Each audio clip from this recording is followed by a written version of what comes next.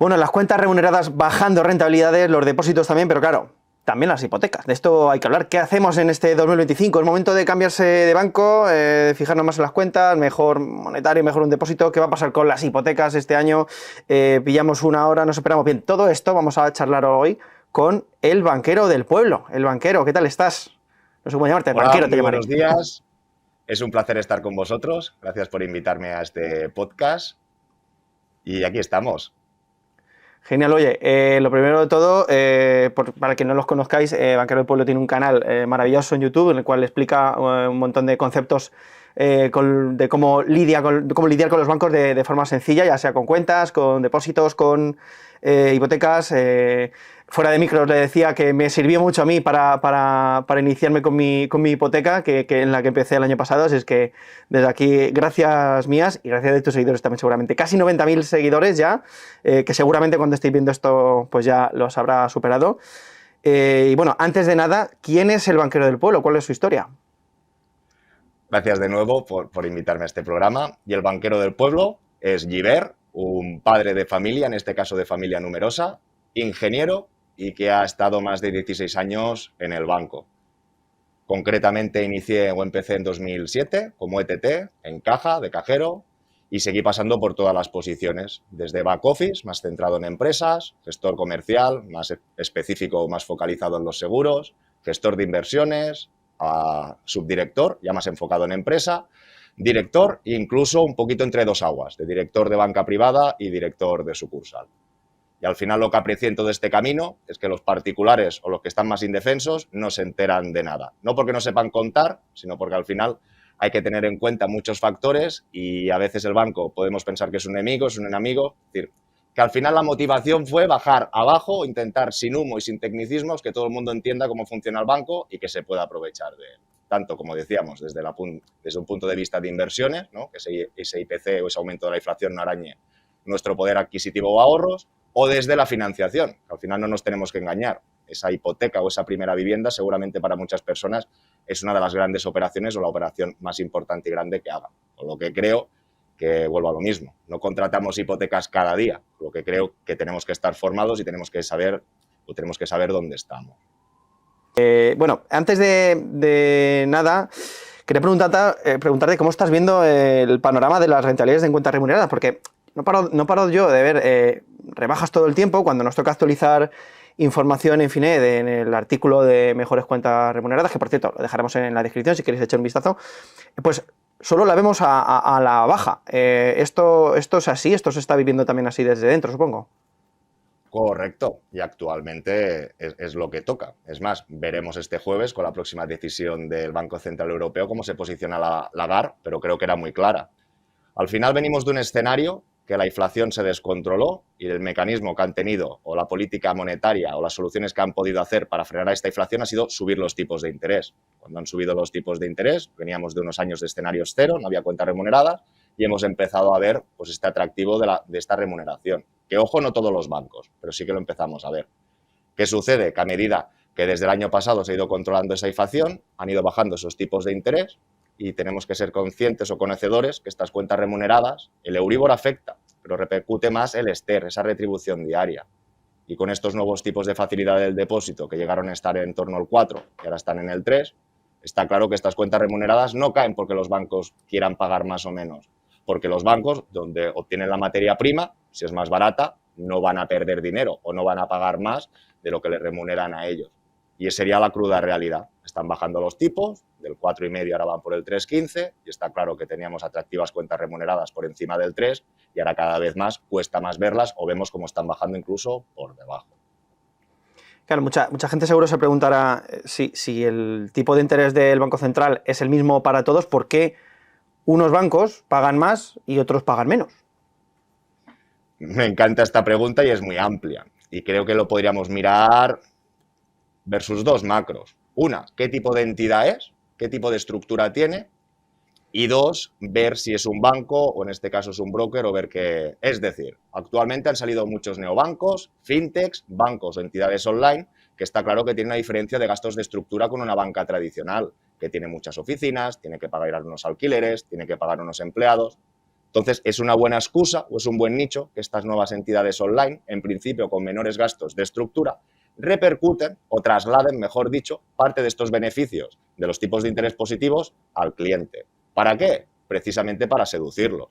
Entonces, claro, nos encontramos la otra cara de la moneda. Podemos ver entidades muy fuertes, muy solventes, CaixaBank, Santander, BBVA, que ellos tienen unos márgenes, ya ganan dinero de la cuenta y tienen solvencia. Pueden decir al cliente que tú quieres más rentabilidad, invierte o búscatelo en otro sitio. Yo no me voy a bajar los pantalones para retribuirte. Y entonces también encontraríamos, aparte de estas diferencias de estructura, que es muy interesante, tendríamos que entender, ¿no?, cada una de las partes, como hay restaurantes que venden pescado, pero hay un vasco, hay un sushi, ¿no? Cada uno trabaja de manera diferente. Y luego sí que encontraríamos el famoso binomio rentabilidad-riesgo, las necesidades estacionarias que puedan tener. ¿Qué quiero decir? Si miramos el último informe del test de estrés de la banca del EVA, vemos que quizá de los bancos más grandes de España, los que tenían unos ratios buenos, pero más débiles, quizá era Abanca, si no recuerdo mal, y Sabadell. Y precisamente cuando vemos las cuentas remuneradas, nos damos cuenta una vez más que la banca, que no es que esté mal, pero que podría o tendría que reforzar su ratio de solvencia, obtener más liquidez, es la que paga más. Pero porque no hay duros a 4 pesetas y oferta-demanda. Si el Santander, el BVA no están pagando, ¿qué tiene que hacer la banca más débil para poder captar? Pues ofrecer un poquito más de intereses. Y también ya sabremos o veremos que Sabadell y Abanca pues también pagarán intereses, pero quizá no tan elevados como otro tipo de estructura, como decíamos, de estas entidades online, fintech o brokers. Es un tema muy interesante y a veces también nos enfadamos con nuestro banco, pero no es enfadarse. Tú cuando vas al McDonald's no quieres comerte una paella. Entonces a veces quizá también es entender a dónde vamos y qué queremos buscar. Claro, muchas veces mucha gente nos pregunta por el tema de los bancos, oye, y estos neobancos que están saliendo, pues no sé, por dar algunos nombres que la gente tenga en la cabeza, Trade Republic, o Freedom24, o Revolut, también ahora, que es otra cosa diferente, o N26 también, o no sé, o Bunq mismamente, ¿estos tienen las mismas garantías que un banco de toda la vida? O sea, el tema del fondo de garantía de depósitos y demás que está detrás, ¿esto también opera con estos neobancos que algunos de ellos están incluso fuera en el extranjero?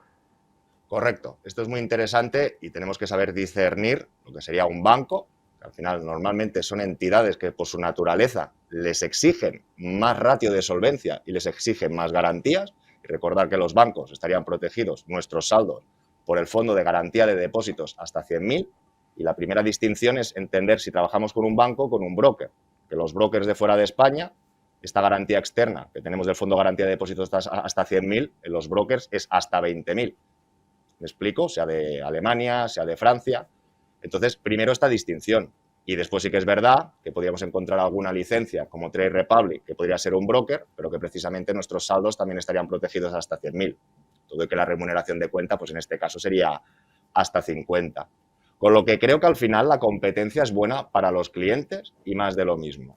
Entiendo que no hay una entidad absoluta o mejor que las otras, sino son entidades diferentes que atacan nichos o flancos diferentes y cada uno en función de lo que necesita y su experiencia tiene que escoger lo mejor que pueda obtener de cada una de ellas, por supuesto.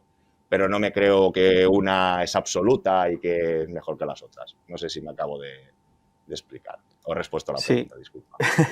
Sí, perfectamente. Oye, ¿cuáles son los errores más frecuentes que cometen las personas al elegir cuenta remunerada? No sé si dejarse llevar por rentabilidades. A mí, por ejemplo, Vicente Baró, que es el director general de Finet, yo soy de los que suele ir buscando siempre o cambiando o mareando al contable de aquí de Finet para ir cambiando la cuenta remunerada porque me van dando más en un lado a otro. Vicente me llama subastero, que esto no sé si esto se suele llamar también en el gremio. Entonces, ¿es dejarse llevar por rentabilidades también uno de los errores que solemos cometer? O sea, no sé cuáles sueles ver tú. Bueno, precisamente hablando de cuentas remuneradas, creo que es el producto más sencillo y más seguro que cualquier inversor particular o muy conservador puede dar. Es decir, al final podríamos hablar de fondos monetarios, que también son muy seguros, pero ya tenemos que entender cómo funciona un fondo de inversión y hay otro contexto, otros conocimientos que necesitaríamos. La cuenta remunerada creo que todo el mundo sabe cómo funciona, que es una cuenta, pero que la diferencia es que te paga intereses. Por lo tanto, mientras el banco o la entidad esté correctamente inscrito y sepas las garantías, creo, como muy bien dices, que ser subastero en las cuentas remuneradas es importante. Pero ojo, no perdamos el norte y siempre esa letra pequeñita. porque a veces puede haber alguna oferta atractiva, pero en esa letra pequeñita o te pidan una vinculación, o sea unas fechas concretas, o normalmente nos damos cuenta que es para nuevos clientes, o sobre todo el mantenimiento de la cuenta, que no te paguen una retribución y luego te cobren un mantenimiento. Por eso también nos damos cuenta que no es un error de cuenta remunerada, pero que muchas cuentas remuneradas muy atractivas están enfocadas a domiciliar la nómina o a que el cliente traspase toda su transaccionabilidad. Pero lo que digo, errores, creo que no se cometen porque es un producto muy seguro y muy estándar, pero como todas las cosas, hay que leer la letra pequeña y como tú, en esto sí que suelo irme al mejor postor, en este caso concreto. Sí, sí, aquí la idea, yo siempre digo que ante la duda es mejor en el mundo bancario ser infiel que ser fiel. Siempre o ser fiel o al menos estar mirando otras opciones por ahí, no vaya a ser que con la que estés no sea la correcta. Oye, con el tema de bancos de otros países, ¿qué debemos de considerar antes de meter el dinero, por ejemplo, en algún un banco que tenga un IBAN extranjero? Supongo que en Europa opera más o menos, siendo país europeo, no hay ningún problema, o hay algo que tengamos que tener en cuenta. Bueno, en principio operar con otros bancos de Europa sería lo mismo porque todos de manera estándar tienen el fondo de garantía de depósitos hasta 100.000 euros. Lo que aquí tenemos que vigilar quizá más bien cuando hablamos de inversiones internacionales es de nuestros deberes fiscales. Comprobar o no si la entidad o el proveedor financiero con el que trabajemos nos aplica retenciones de España. Quiero decir, si tienes una cuenta remunerada que cobras intereses en el extranjero y no te aplican retención, que nadie se olvide después cuando haga la declaración de renta, que esto quizás sería una tarea administrativa adicional a añadir, de ponerlo. Y como todo es relativo, por 2 euros si no lo declaras no va a pasar nada, pero en función de los importes o los intereses que perciban, hay que ir con cuidadito que después no tengas una complementaria o una sorpresa con Hacienda. Y lo que comentábamos, lo que sí que hay que tener en cuenta cuando salimos de España es que igual que los brokers en España están cubiertos por el FOGAIN hasta 100.000 euros, que sería un poco el equivalente al Fondo de Garantía de Depósitos, hablando de España, todo el mundo tiene que saber que saliendo de España, Francia, Alemania, Chipre, estos países, cuando no hablamos de un banco, sino de un broker, ese fondo de garantía de inversiones o fondo de compensación al inversor es de 20.000, con lo que vuelvo a lo mismo. Todo el mundo tiene que saber siempre dónde está, dónde no está, y ya sabemos que contamos con la garantía del proveedor financiero, sea banco o broker, pero siempre también ser conocedor de esas garantías externas, si están, si no están y de qué importes son. Ya lo que decías de solvencia, pues vuelvo a lo mismo. Hay actualmente en Europa, igual que en España hay bancos más fuertes y más flojos, en Europa tenemos de todos los colores. ¿Y hay alguna red flag, alguna bandera roja, alguna señal que nos indique que un banco pues igual no es tan seguro, o un banco o un broker para depositar nuestro dinero? ¿En qué deberíamos fijarnos? Yo creo que la red flag en este sentido mítica y es exceso de rentabilidad. Es como alguien que está buscando un modelo de coche concreto y ve una oferta que tiene ese coche al 50%. Los milagros pasan, pero a ti no te van a pasar. Quiero decir, si están las entidades pagando en cuentas remuneradas un 3 y hay una que paga un 6, tenemos que ver qué pasa o deja de pasar.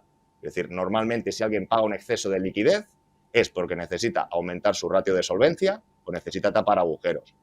Y esto me recuerda bastante un poquito a la crisis de hipotecas o de inmobiliaria que hubo en España o a la famosa ley Salgado. Hubo un momento, antes del proceso de reconversión de cajas a bancos, que muchas cajas teníamos el Euribor al 5, pero pagaban el 6 o el 6,5. Es decir, iban contra margen, contra vena. Esto es importante. Si el Euribor está a 5 y tú pagas un 6,5, no es que tú como banco hagas magia, es que estás palmando el 1,5. Y entonces tuvo que salir hasta la ley Salgado, porque los bancos se volvían locos para tapar el agujero, pero es que era pan para hoy y hambre para mañana. Cuando al año siguiente tenían que devolver ese capital más intereses, vuelvo a lo mismo, habías tapado el agujero actualmente, pero era un problema de futuro. Con lo que actualmente, insisto, tenemos garantías externas de estos fondos de garantía de depósitos, pero una red flag sería una rentabilidad excesiva. A la vez de que tuvieran una atención al cliente, un cambio de condiciones constante, es decir, al final si vemos una entidad que no puede mantenerse, que no se puede gestionar, que no da una gestión, un servicio más o menos concreto, sostenible, podríamos pensar que puede tener problemas. Sí, o muchas veces hay algunas veces que hablan de la remuneración, pero a lo mejor no explícitamente se dice que es cuenta remunerada, sino que es otra cosa que a lo mejor va por detrás quizá con fondos monetarios o con algún otro tipo de instrumento que también está muy bien, pero que la gente a lo mejor en la cabeza piensa que es una cuenta remunerada al uso y a lo mejor está invirtiendo en otra cosa, solo porque esto es como en el supermercado, como cuando hablan de, como cuando pone en un que pone naranja. Y es, bueno, mira a ver que ponga zumo de naranja, exprimido 100% tal, porque si te lo venden como naranja, a lo mejor es de este néctar o es una cosa, es casi más refresco que zumo. No sé, en los bancos pasa un poco parecido, ¿no? A Lo veces. has dicho perfecto. Y recuerdo un ejemplo de hace muchos y muchos años de un zumo ecológico de mango del Corte Inglés. Me acuerdo que valía 6,5 €. No sé si lo llegué a comprar, creo que no. Pero el tema es que era un zumo ecológico, pero luego tenía azúcar añadido. Entonces, un poquito lo que comentas. Tenemos que saber siempre si es una cuenta remunerada. Hemos visto opciones de otras entidades que, por ejemplo, hablaban de una cuenta remunerada cuando estaba enmascarado en un fondo monetario. Incluso también un fondo monetario que te aplicaban una comisión extra, que respecto igual hubieses contratado tú directamente en otro portaaviones. En otro portaaviones me refiero a otro banco, otro proveedor financiero. Y luego, una cosa es una cuenta remunerada y otro tipo de cuenta que hemos visto en el mercado, que existía, por ejemplo, hablando de Freedom24, que tenía una cuenta que era una cuenta de retribución mediante swaps de valores, o esos planes de ahorro, que también eran un similar a un plan de ahorro, pero que tenemos que entender que no tiene nada que ver con un plazo fijo, que no tiene nada que ver con las garantías de un banco, porque en este caso era un broker, y que esa remuneración no venía referenciada al Euribor o a la curvatura del Euribor, sino que te hacían un equivalente de la remuneración que ibas a percibir, pero utilizando swaps, en este caso, de acciones de autocartera. Entonces, está claro que este tipo de operativa tiene unos riesgos inherentes mayores que la otra, aunque pues intenten crear o intenten hacer con innovación financiera algún producto que se parezca, más o menos. Pero vuelvo a lo mismo, todo el mundo tiene que saber que son cosas diferentes y que no hay duros a 4 pesetas. Y en este sentido no me preocuparía. Me preocuparía si veo un banco que está el Euribor a 3 y me paga Euribor un 6. Si te pagan un 5 o un 6 con otro método, pues habrá que verlo, tendrás que saber hacer un pequeño estudio, saber si estás conforme o no conforme, si estás tranquilo o no tranquilo, insisto, y ver las garantías externas. Pero que duros a 4 pesetas no hay y creo que nunca va a haber. Y hablando de duros a 4 pesetas, ahora te quiero hablar de la otra parte del banco, que es la parte de las hipotecas, que la bajada de tipos tiene la parte mala, pues bueno, que las cuentas remuneradas van dando menos, pero la parte buena de que las hipotecas están bajando o técnicamente están bajando, como estamos viendo también en el artículo de mejores hipotecas en Finet, que dejaremos en descripción para quien quiera echar un vistazo. ¿Es 2025 un buen año para firmar una hipoteca o esperamos a que el Banco Central Europeo termine de hacer lo suyo para pillarla? Yo personalmente creo que ya era un buen año, el último trimestre, 2024, que era un muy buen periodo, y creo que este año también. Es decir, no debemos olvidar el norte, ¿no? El fin o los medios. Nosotros utilizamos una hipoteca para un fin, que es ese inmueble. Con esta falta de oferta, el precio de los inmuebles, creo que todo el mundo ya es consciente que no para de subir. Entonces, ¿hasta qué punto?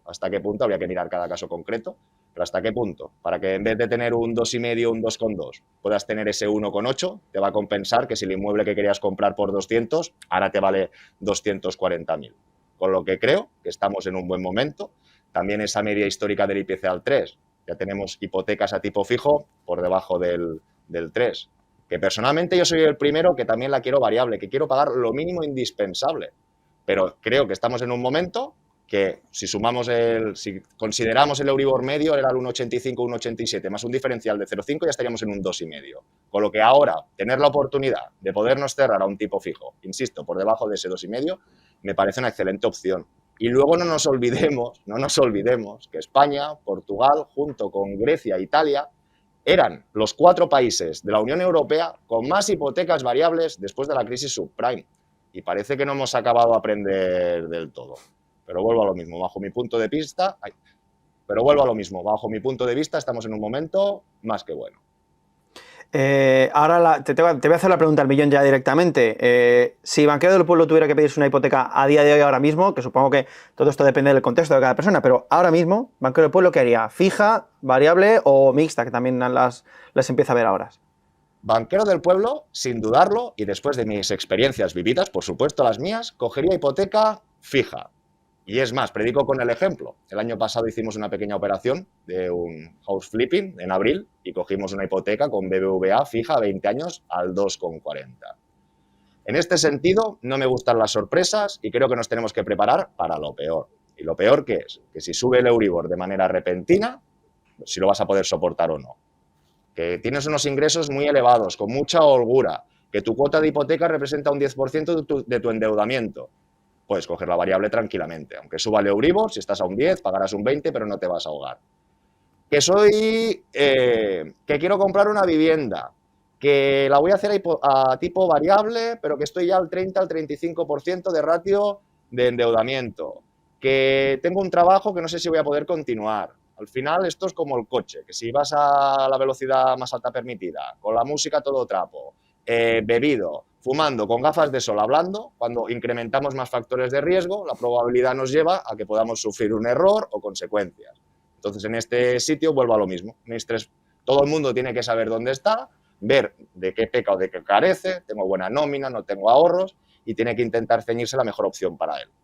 Todo el mundo no quiere pagar intereses, todo el mundo quiere la hipoteca más barata, pero esto no depende tanto de nosotros como del banco, sino de la coyuntura de tipos.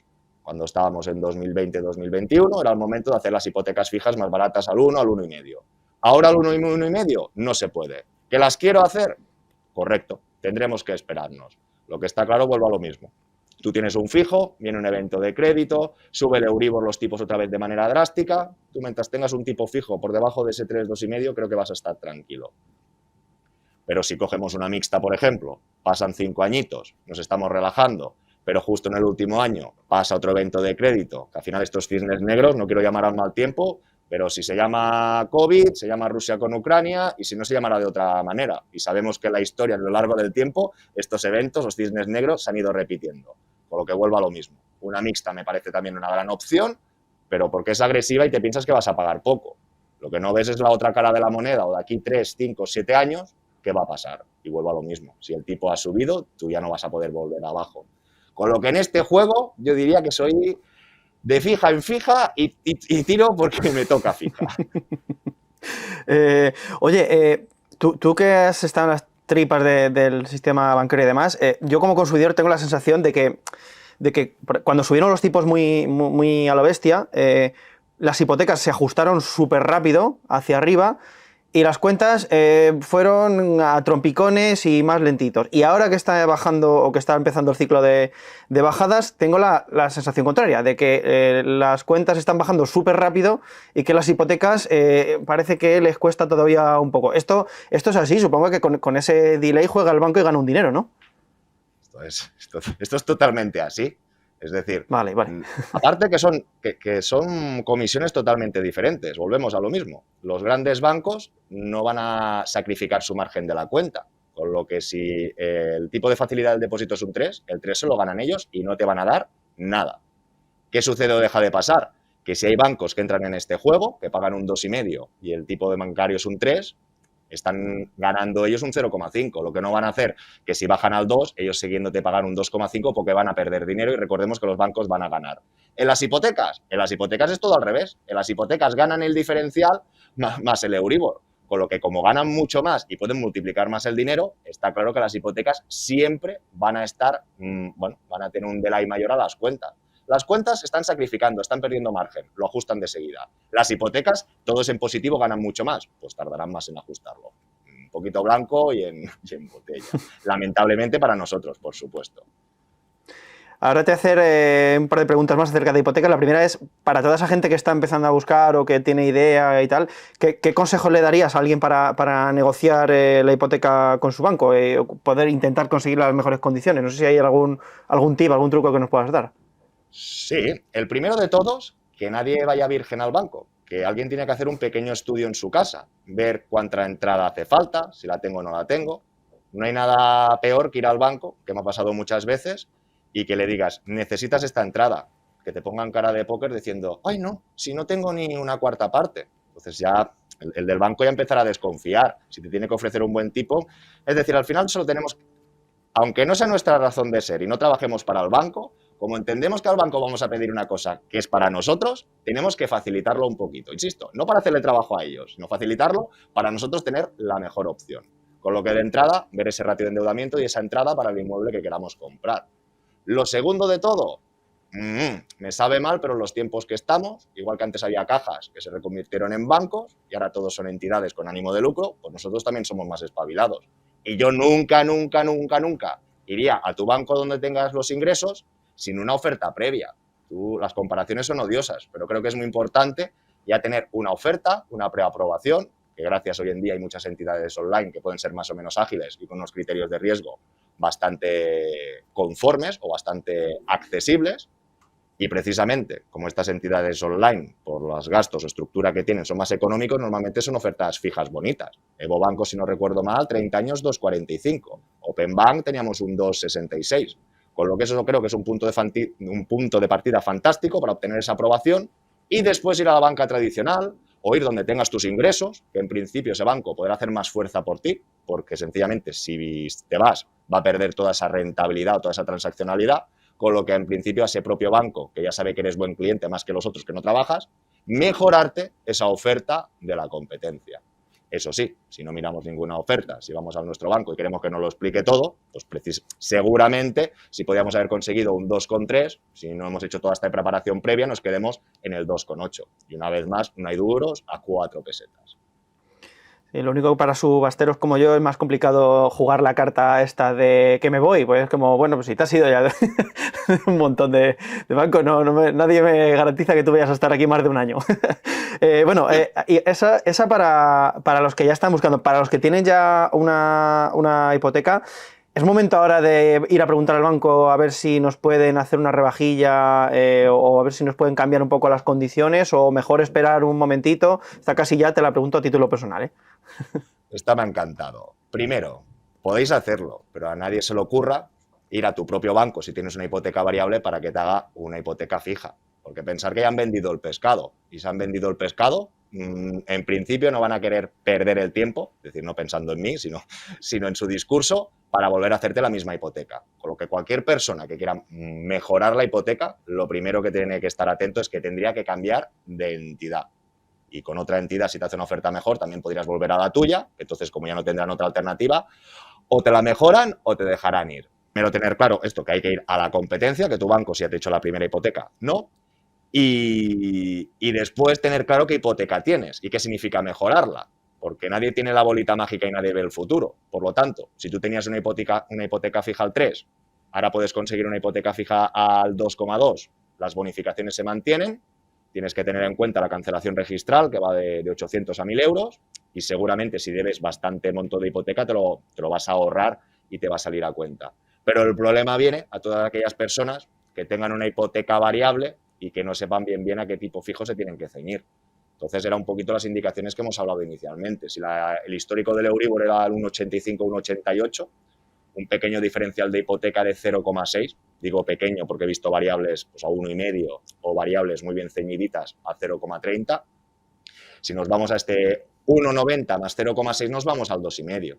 Con lo que creo que a fecha de hoy poder cerrar ese 2,5 está bien.